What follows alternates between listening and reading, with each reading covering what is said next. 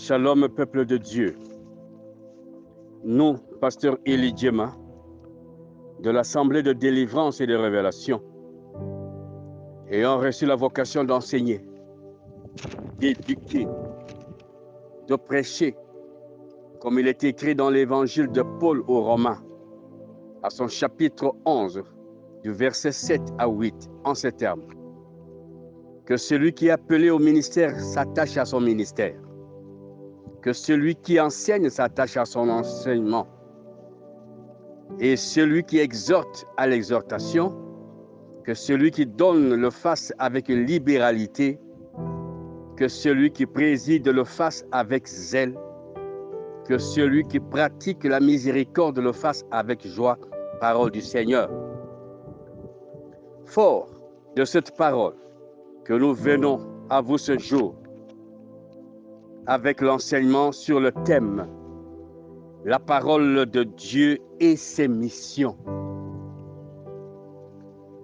Dans Actes chapitre 26, du verset 17 à 18, il est écrit, nous lisons, « Je t'ai choisi du milieu de ce peuple et du milieu des païens, vers qui je t'envoie, afin que tu leur ouvres les yeux, pour qu'ils passent des ténèbres à la lumière, de la puissance de Satan à Dieu, pour qu'ils reçoivent par la foi en moi le pardon des péchés et l'héritage avec les sanctifiés. Parole du Seigneur.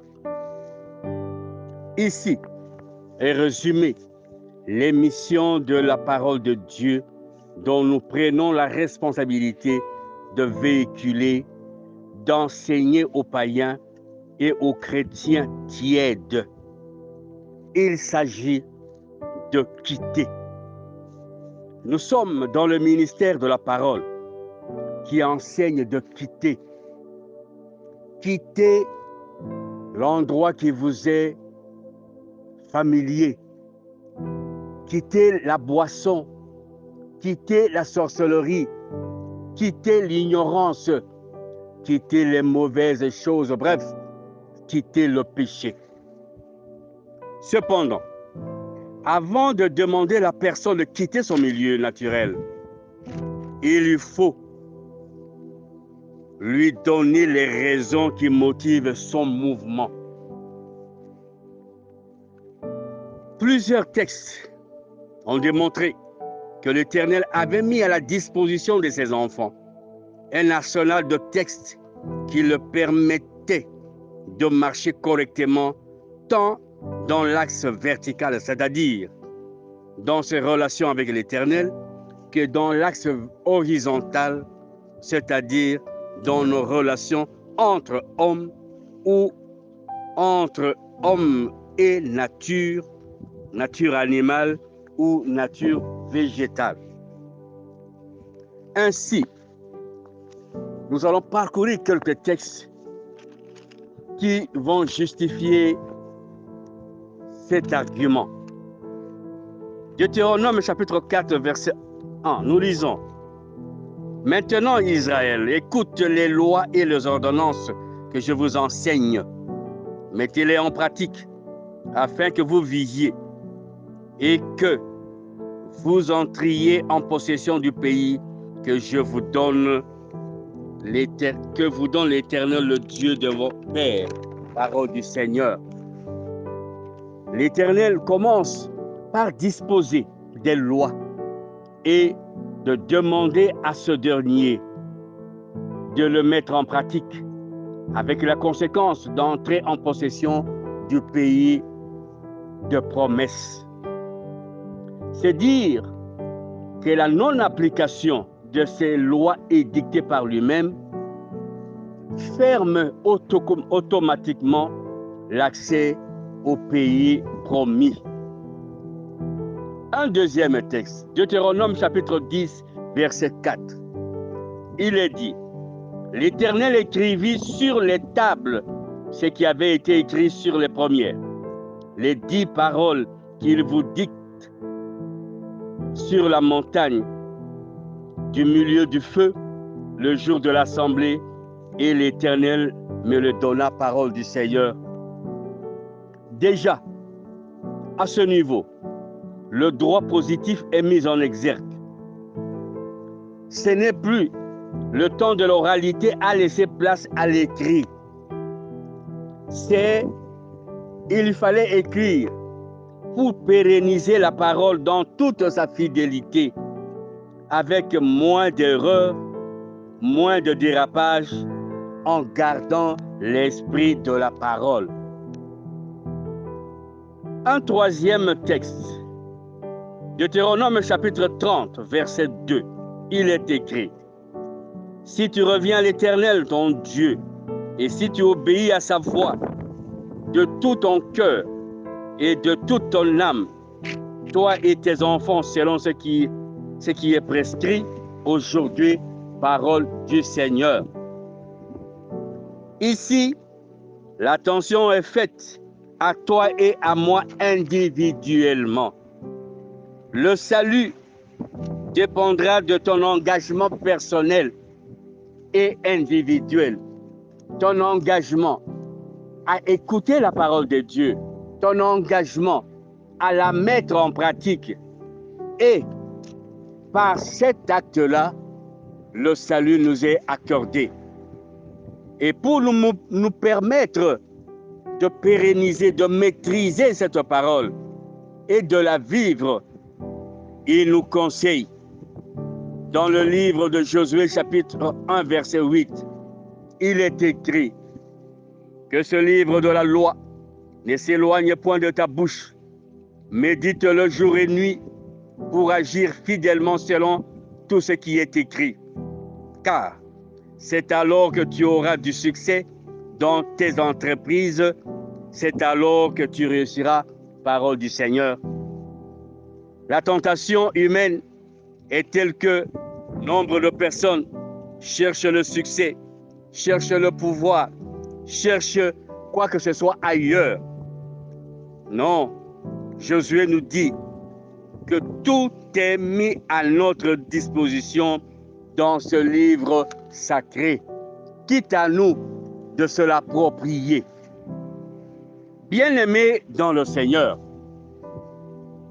déjà que la parole de Dieu nous est accordée, Psaume 12, verset 7 nous dit: viens nous donner la nature de cette parole en disant que les paroles de l'Éternel sont des paroles pures, un argent éprouvé sur la terre au creuset et 7 fois épuré, parole du Seigneur. La parole du Seigneur est pure et pour l'obtenir, ça nécessite un effort individuel. Comme l'or pur, comme tous les métaux, il faut creuser. Il faut déployer un effort pour entrer en possession de matériaux dont on a besoin. Je voulais dire des métaux dont on a besoin.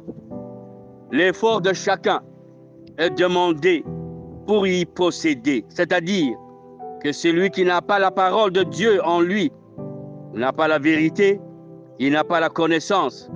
Et pour ce faire, il lui est demandé de creuser, d'entrer en contact, de chercher la parole. Ainsi, nous allons vivre la parole elle-même, cette parole qui est pure.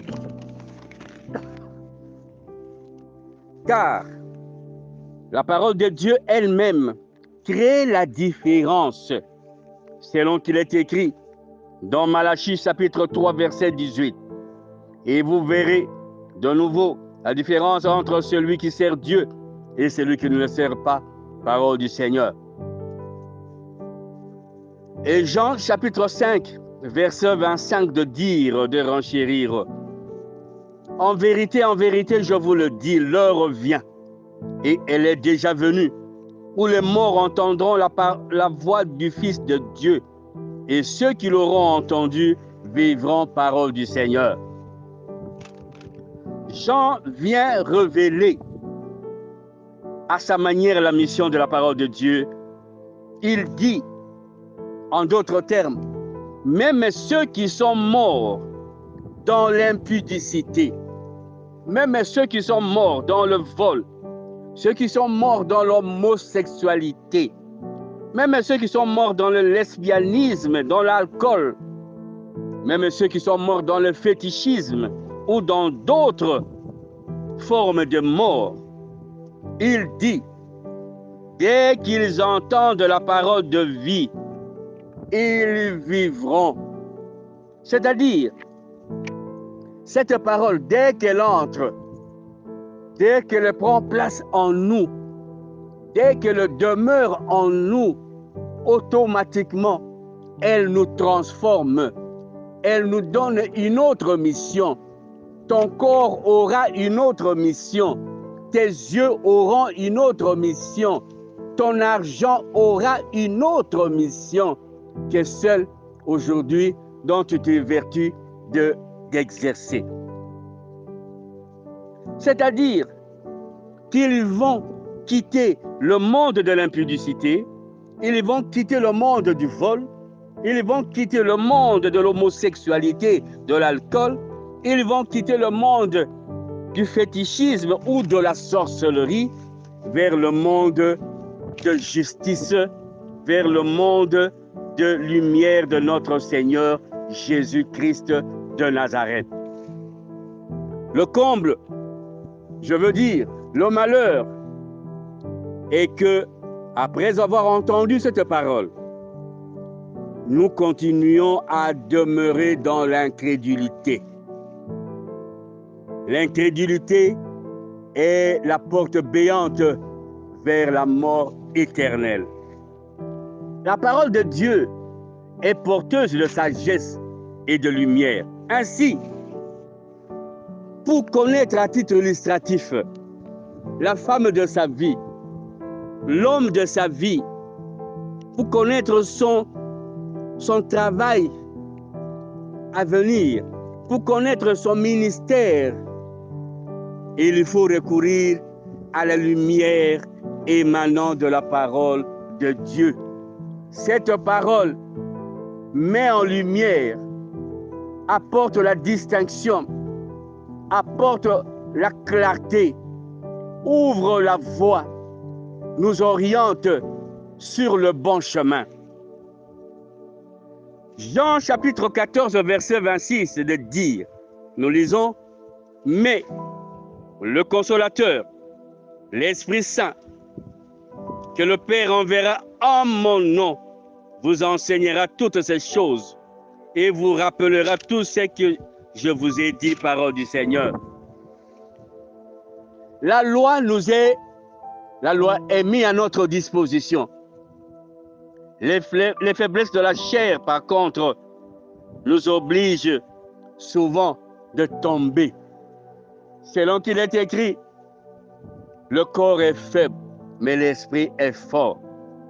Mais le Seigneur dit que l'Esprit Saint, dont il a envoyé, va nous rappeler la loi qui est enfouie en nous.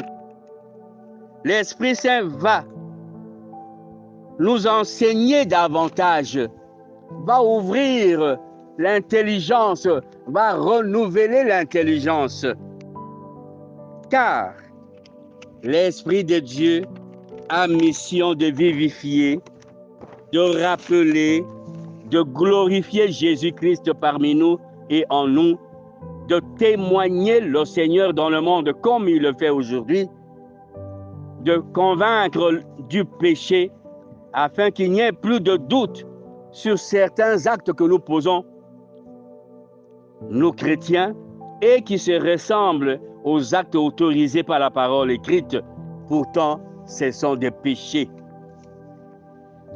Bien-aimés dans le Seigneur, Jean chapitre 15, verset 17 de dire, « Si vous demeurez en moi et que mes paroles demeurent en vous, demandez ce que vous voudrez et cela vous sera accordé, parole du Seigneur. » La condition est unique, celle de demeurer. Si nous voulons que la parole de l'Éternel se manifeste par des prodiges et des miracles, Si nous voulons que cela soit extériorisé dans notre milieu, dans notre travail, dans notre ministère, il faut que les paroles du Seigneur demeurent en nous. Sans que les paroles de Dieu demeurent en nous, nous n'aurons point de pouvoir, de puissance face à tout ce que nous aurons comme volonté d'agir. La parole elle-même va donner gloire à Dieu.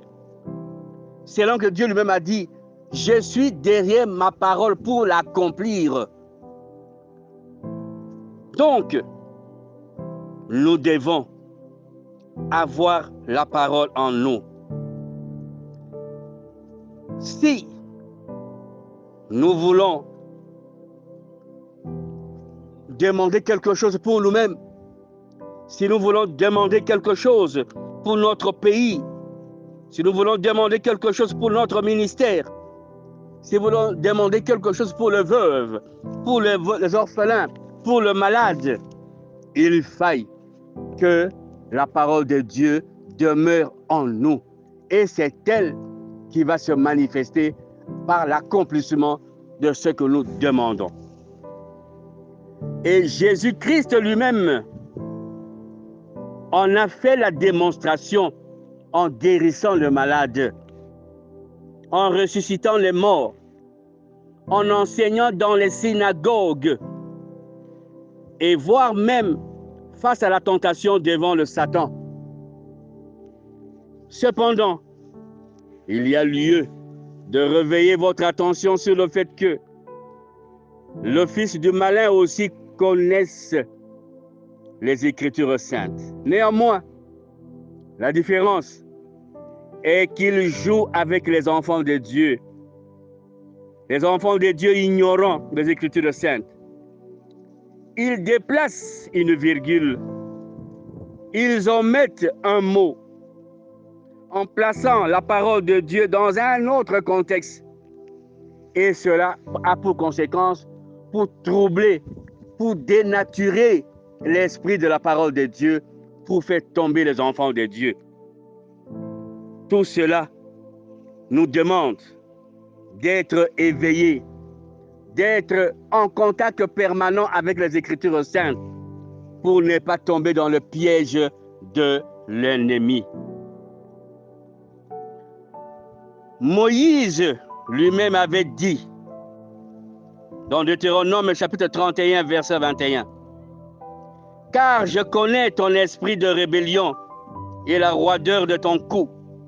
Si vous êtes rebelle contre l'Éternel pendant que je suis encore vivant au milieu de vous, combien plus le seriez-vous après ma mort? » Moïse s'adressait aux fils de la rébellion.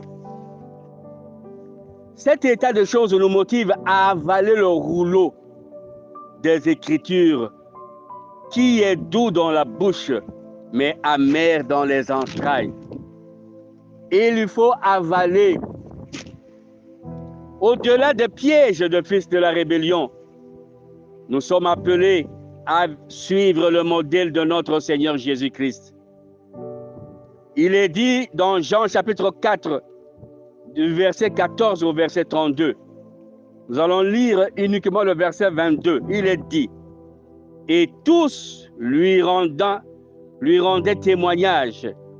Ils étaient étonnés des paroles de grâce qui sortaient de sa bouche, et ils disaient, « N'est-ce pas le fils de Joseph ?»